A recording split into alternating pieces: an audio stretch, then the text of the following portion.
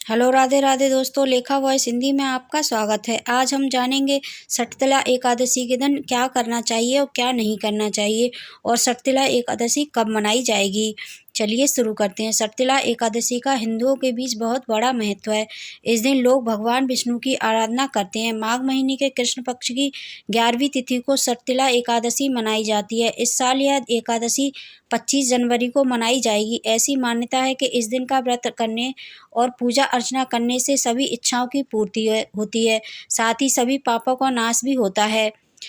चलिए इसके नियम भी जान लेते हैं। सटतिला एकादशी पर तामसिक भोजन जैसे शराब, मांस, मछली, प्याज, लहसुन और अनाज का सेवन करने से बचना चाहिए। इस दिन फलाहारी चीज़ें जैसे फल, दूध, मेवा, मिष्ठान, सिंघाड़े के आटा, कुट्टू और आलू आदि का सेवन कर सकते हैं। इस दिन चावल खाने की पूरी तरह से मनाही है। सटतिला एकादशी पर तुलसी के पत्ते तोड़ने से बचें, क्योंकि इसे अशुभ माना जाता है।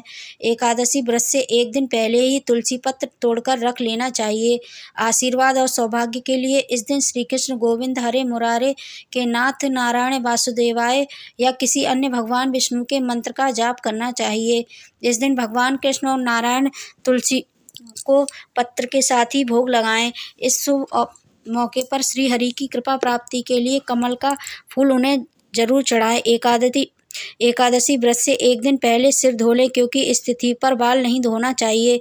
इस शुभ तिथि पर भक्तों के लिए दिन में सोना मना है, खासकर जब वे उपवास कर रहे हों।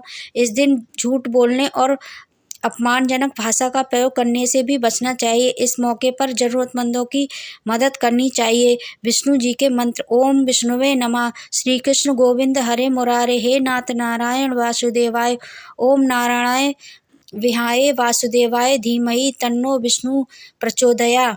सटतिला एकादशी 2025 में कब है? दृढ़ पंचांग के अनुसार माघ महीने कृष्ण पक्ष की एकादशी तिथि की शुरुआत 24 जनवरी 2025 को रात 7:25 से होगी और अगले दिन 25 जनवरी 2025 को रात 8:31 पर समाप्त होगी। ऐसे में उदय तिथि के अनुसार 25 जनवरी 2025 को सटतिला एकादशी मनाई जाएगी।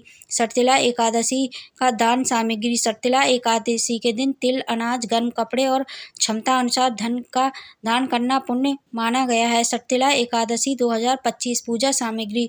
सटतिला एकादशी के दिन पूजा के लिए काले तिल, तुलसी का पत्ता, पंचामृत, पान का पत्ता, सुपारी, तिल के लड्डू, केला, पीला फूल, पीले कपड़े, धूप, दीप, गाय का घी, कपूर, अक्षत, रोली, चंदन। सटतिला एकादशी व्रत कथा की पुस्तक, लक्ष्मी नारायण की प्रतिमा समेत सभी पूजा सामग्री एकत्रित कर लें।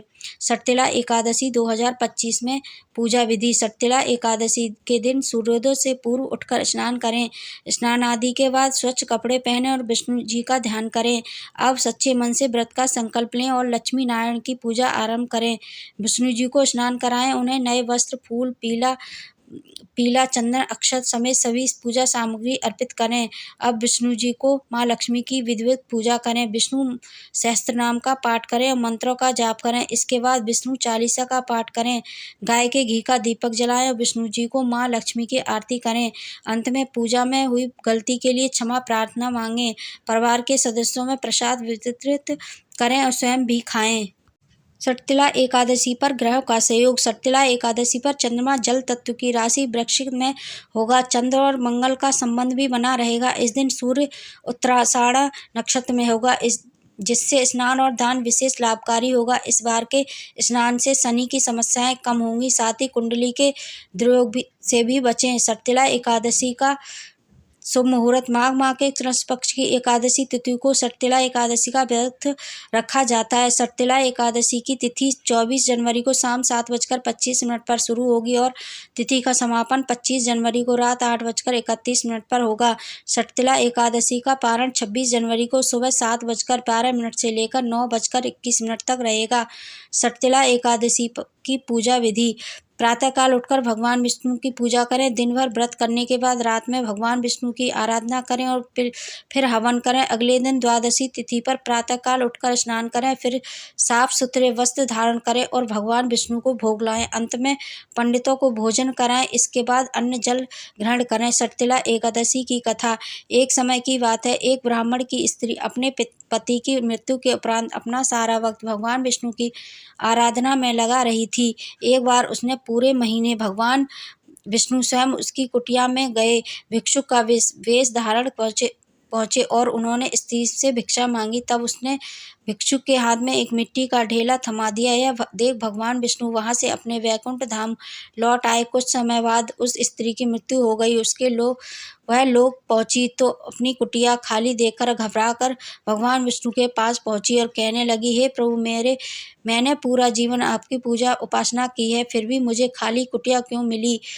तब भगवान विष्णु ने अन्न दान न करने और उसके हाथ पर मिट्टी का ढेला देने की बात बताई और कहा कि जब देव कन्या तुमसे मिलने आए तो तुम तभी अपना द्वार खोलना, जब वह तुम्हें सटतिला एकादशी व्रत की विधि बताएं। भगवान विष्णु के बताए अनुसार स्त्री ने ऐसा ही किया।